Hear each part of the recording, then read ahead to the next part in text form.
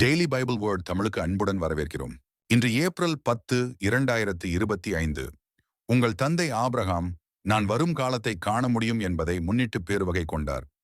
யோவான் எழுதிய தூய நற்செய்தியிலிருந்து வாசகம். அதிகாரம் 8. இறை வார்த்தைகள் 51 முதல் 59 வரை. அக்காலத்தில் இயேசு யூதர்களிடம், என் வார்த்தையை கடைப்பிடிப்போர் என்றுமே சாக மாட்டார்கள் என உறுதியாக உங்களுக்கு சொல்கிறேன் என்றார். யூதர்கள் அவரிடம், நீ பேய் பிடித்தவன்தான் என்பது இப்போது தெரிந்துவிட்டது. ஆபிரகாம் இறந்தார், இறைவாக்கினர்களும் இறந்தார்கள். ஆனால் என் வார்த்தையை கடைப்பிடிப்போர் என்றுமே சாக மாட்டார் என்கிறாயே. எங்கள் தந்தை ஆபிரகாமை விட நீ பெரியவனோ? ஆபிரகாம் இறந்தார், இறைவாக்கினரும் இறந்தனர். நீ யாரென்று நினைத்துக் கொண்டிருக்கிறாய் என்றார்கள். இயேசு மறுமொழியாக, நானே என்னை பெருமைப்படுத்தினால் அது எனக்கு பெருமை இல்லை. என்னை பெருமைப்படுத்துபவர் என் தந்தையே. அவரையே நீங்கள் உங்கள் தந்தை என்றும் சொல்கிறீர்கள். ஆனால் அவரை உங்களுக்கு தெரியாது, எனக்கு தெரியும். எனக்கு அவரை தெரியாது என நான் சொன்னால் உங்களைப் போல நானும் பொய்யனாவேன்.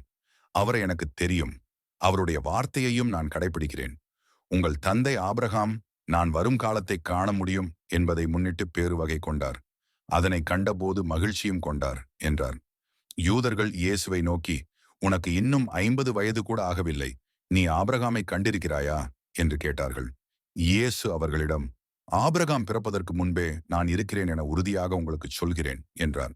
இதை கேட்ட அவர்கள் அவர் மேல் எரிய கற்களை எடுத்தார்கள்.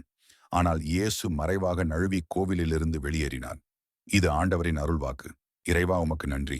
தினசரி நற்செய்தி வார்த்தைகளுக்கு daily Bible words Tamil channel subscribe பண்ணுங்க.